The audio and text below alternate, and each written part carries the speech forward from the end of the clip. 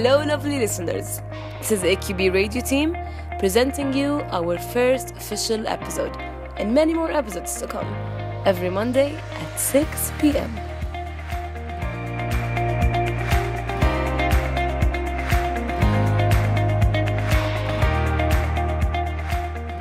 Confessions.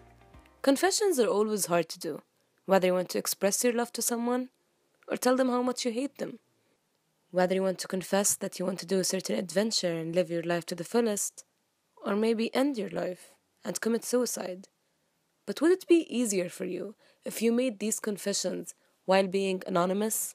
Tune in with us to know more about AQB Confessions platform.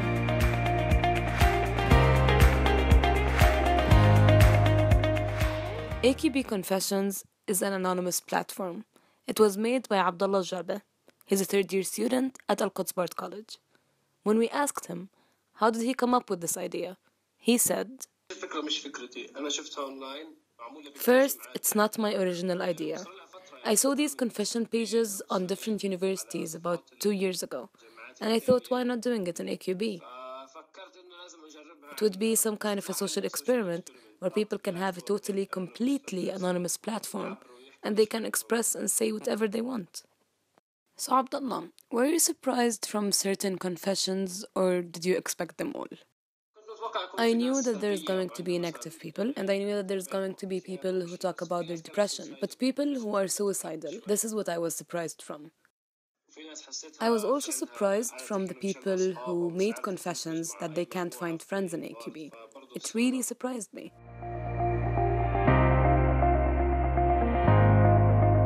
We asked 30 students at AQB, and most of them said that AQB Confessions is actually a great idea.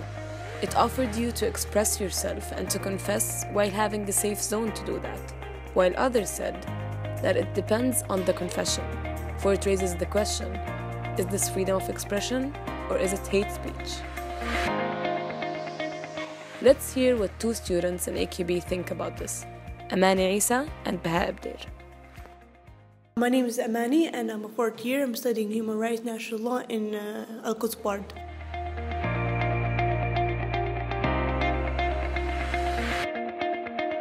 This idea was, like we say in Arabic, a weapon with two sides.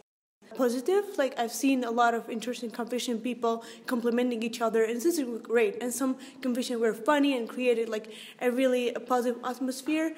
And also like people confess like really secret things that I don't think they'll be able to do it face to face. Like someone posts about suicide, someone posts about losing a father, and the amount of comments, it was really, really great to see positive comments, supportive. So I see like this person, when he sees these comments, he will be really happy, like people support him, giving him love. But the other negative side is like it gives the platform for bulliers to go ahead and say really ugly things about other people. And I didn't like that. Like after all, when we're in college, we're sisters and brothers, we should support each other. I mean, if you have something to say about a person that you don't like about him or her, you gotta say it. It's okay, it's a freedom of expression, but you have to say it in a way that makes sense. You cannot say like really meany word that makes no sense. Just say your opinion like with limits. Why you were defending everybody? I was defending the people that I feel like it was unfair for them, and I'm just my nature since I was a kid. But in this case, like when I see someone getting like really bullied like in a bad way, of course I would defend. I would show that there are people that stand up for someone he would appreciate and not take it like in a bad way, this confession. And when I see stupid confession, I just can't like hold myself. I have to say something so that the person who poses this confession, he knows that the other person, the bully person, he has people behind the back that will support. And I guess not only me, like everyone should do that. Like I was very happy when I saw other people also defending. It's like a union, like you support someone and you defend someone is a really good feeling for the supporter and for the supported. Where do you think freedom of expression ends? Oh, this is a hard argument, but I believe when it's to the extent like it's becoming a bullying and things that might drive people to do crazy things. It stops when it invades others' freedoms.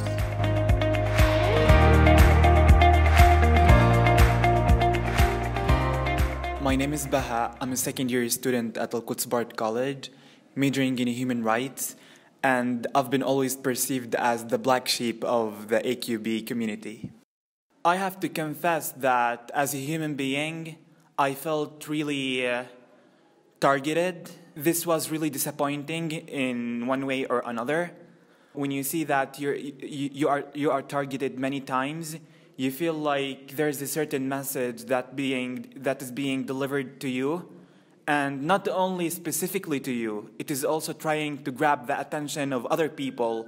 So I received confessions such as Baha is being gay, or Baha is a nerd. But like, the idea is not that I was actually offended by being gay or by being a nerd. I was actually disappointed in the connotations of what these words hold. So in our Palestinian society, being nerd suggests that you have nothing else to do in your life other than studying, which is not actually the case in my life. And being gay in my society is not being perceived as somebody having a different sexual orientation, but as somebody who is not man enough, or somebody who doesn't have what it takes to be a man. So this is where offense starts to take place. Do you think that is bullying? I do believe that that's bullying. As I mentioned, that I felt really intimidated and targeted. And as you know, that bullying takes different forms. It could be verbal, it could be physical, but this one is actually not only verbal, it was anonymous, which makes it even worse. The whole idea of the confessioning group started out in a really interesting way, in which the aim of the confessioning group was to see how people at AQB view each other, probably in a positive way. But later on, like, the whole idea of the confessioning group turned into something really negative, in which people are no longer talking about how they positively view each other, but focusing first and foremost on how to cause other people to feel offense, shame, and guilt.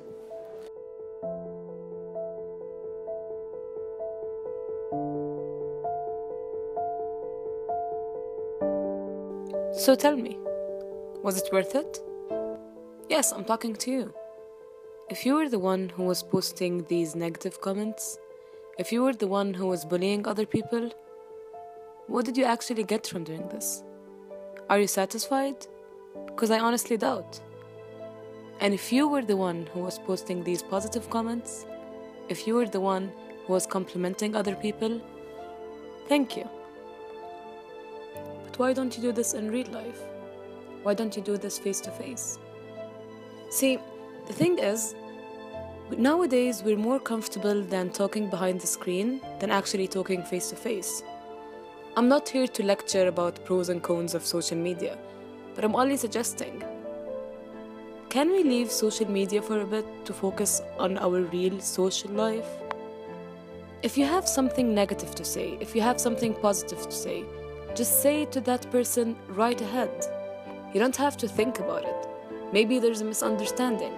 Maybe there's something that you didn't like about that person, but if you go and confront them, you will figure out that, wait, it was honestly a misunderstanding. And if you want to compliment people, just go and tell them, hey, I think you look really pretty today. I actually love your smile. For all we know, you will make someone's day. And that's something really great to do.